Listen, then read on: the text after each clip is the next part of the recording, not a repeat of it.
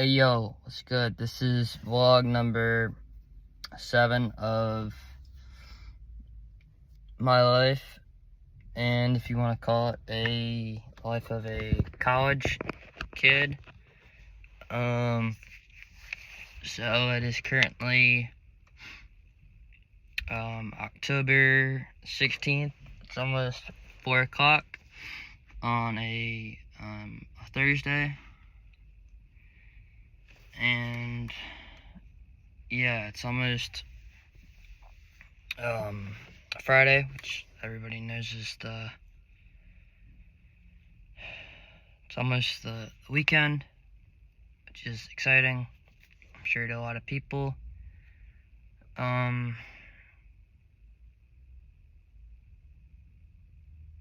yeah,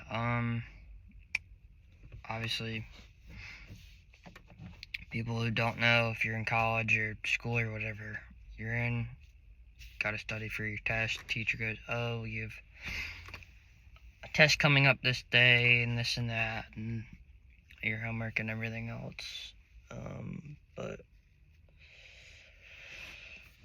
that's what's been on the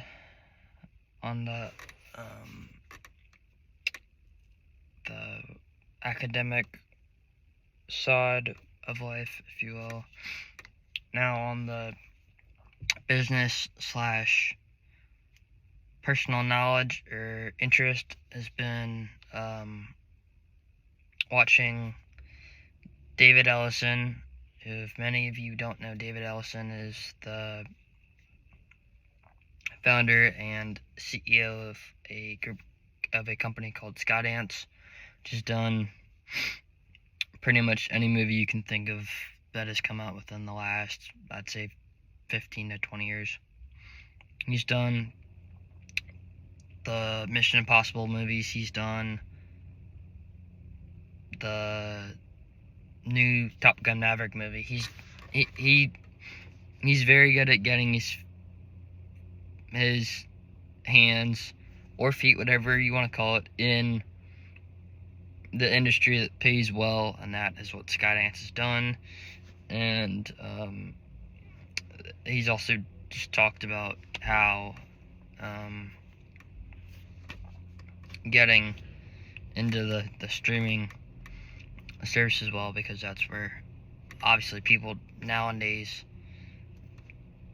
do it, but it's not as popular as it was going to movie theaters, because now everybody can stream from their phones or their laptops or watch it on their 42-inch television at home, sitting on their couch drinking their wine or their beer or whatever drink or food preference they have. Yeah, and also watching what Jamie Dimon always has to say, since, as everybody knows, he's the CEO of JP Morgan, or JP Morgan Chase, which is one of the biggest banks that has, I don't know, like something in the neighborhood of, $300+ million that they have, and he's worth a lot of money. And always hearing how his opinions are good. Obviously, going to school, his dad at a young age taught him about how to trade stocks, and so obviously with that, it teaches you how to be smart about investing your money into long-term growth instead of short-term growth, meaning how is your money compounding versus just sitting in an account and not working for you. Because if many of you don't know or haven't listened to this individual recently, Robert T. Kiyosaki, as everybody knows, or if you don't know, then be prepared to be informed. Be prepared to be schooled by me. Robert T. Kiyosaki, as everybody knows, Rich Dad Poor Dad.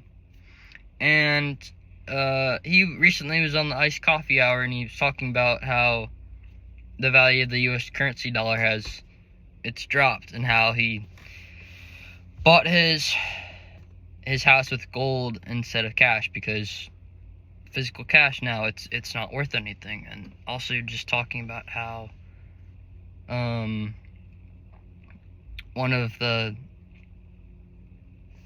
Middle East countries, or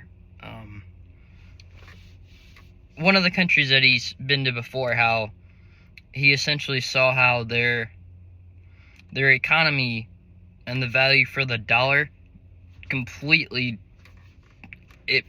completely vanished. Meaning the value of the dollar that the country was using was worth nothing. People didn't care about it. And so he essentially predicted and said, look, the US is going to have the same thing. We are going to get to the point where that country, where the currency and everything else is worth zero. It won't be worth anything.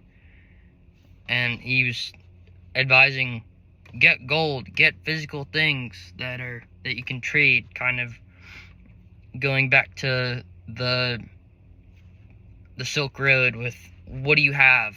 What is value? What do I have that is valuable to you? Right? And also,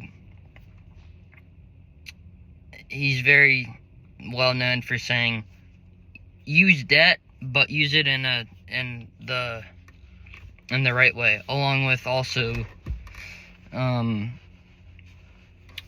putting your money to work. If you have money sitting in your bank account, no. Your money, think about money in terms of people. You're essentially putting your money, you're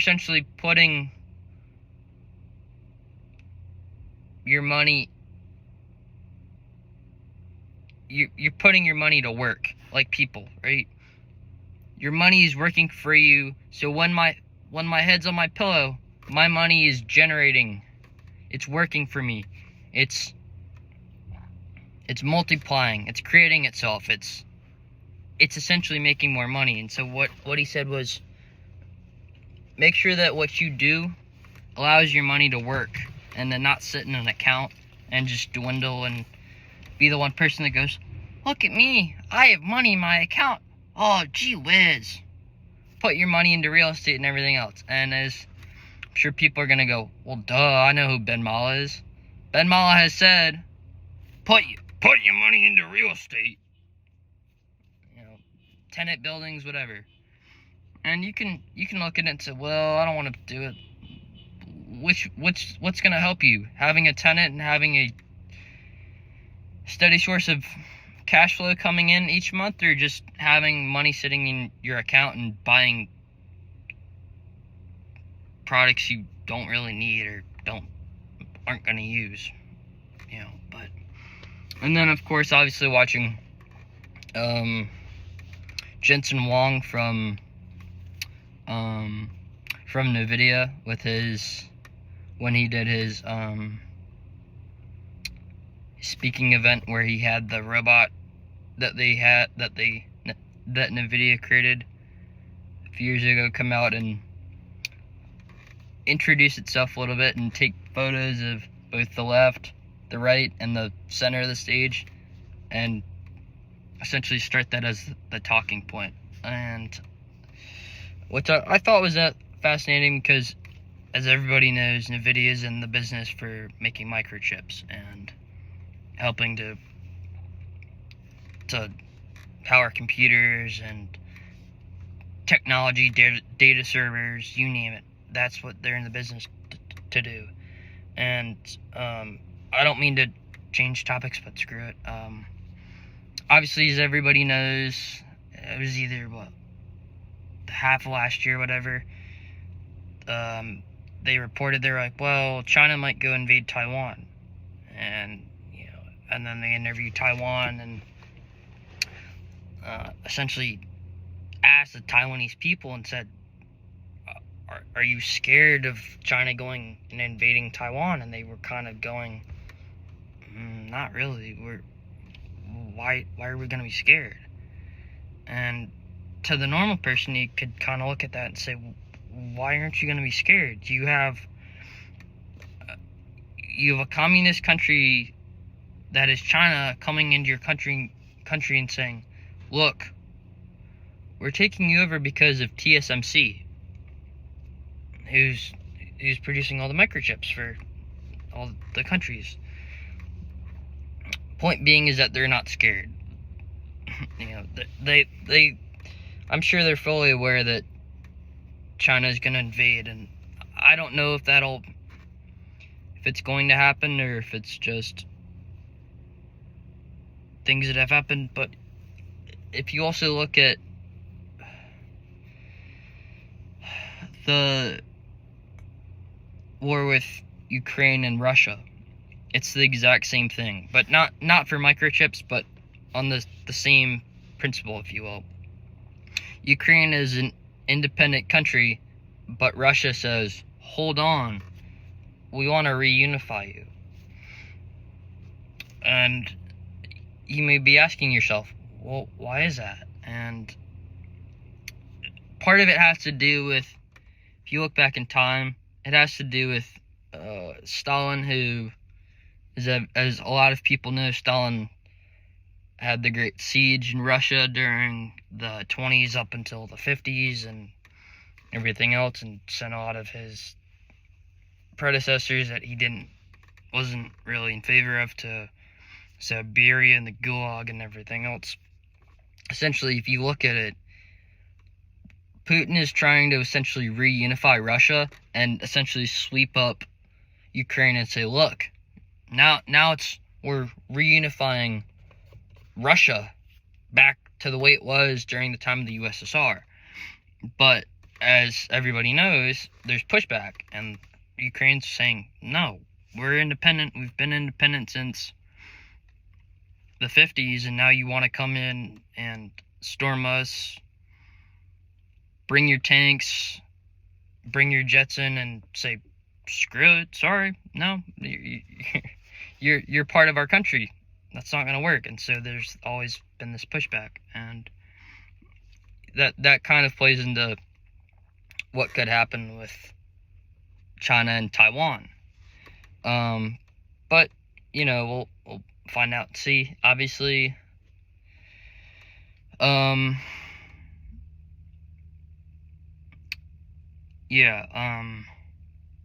obviously I wanted to go to a concert last night. I didn't. Was bummed. Wanted to go to the Cult concert. Not just the Cult concert, it was the Cult and the Death Cult. And as many people know, the Cult is obviously Billy Duffy and Ian Ansberry from the 80s, who essentially came out of the remnants from punk and formed this hard English rock band called the Cult with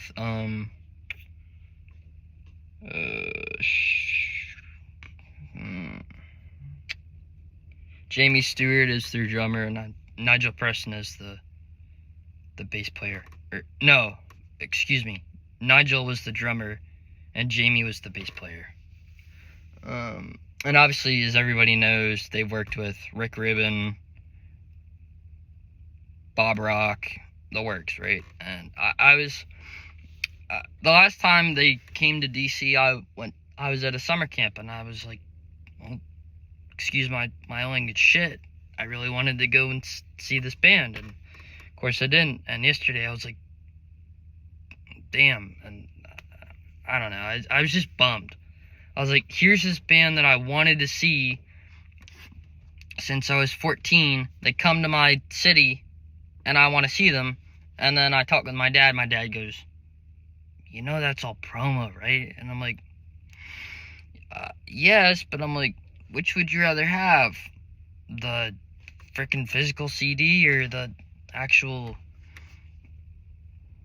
fan and artist connection from going to a live concert? And he's like, physical. I'm like, no, I'd rather feel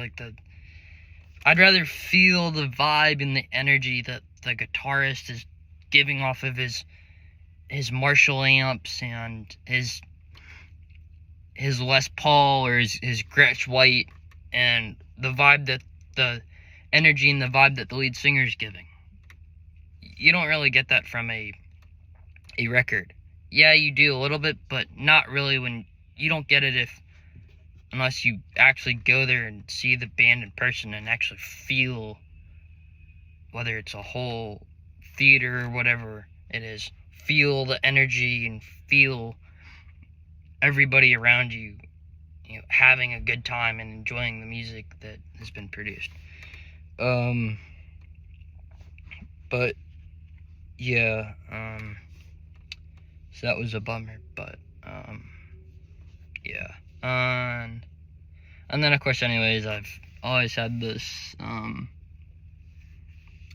thing of maybe wanting to go into aerospace engineering. Not aerospace, but aerodynamics, just because obviously I know it's a lot of math, but because you get to fully understand how a vehicle is created, how a car is created, how a plane and a truck is created, and how the drag works, and how the aerodynamics, meaning how air travels around your wheel wells, and how the rain pushes away from the vehicle. But that's still an idea or a thought pondering in my head. Obviously, with anything, you think about it for a great amount of time, and you decide either go forward with this or let the thought or the idea die. So, but anyways, this was vlog 7. So as always, you know what to do. Like, share, comment, subscribe, and until next time, peace.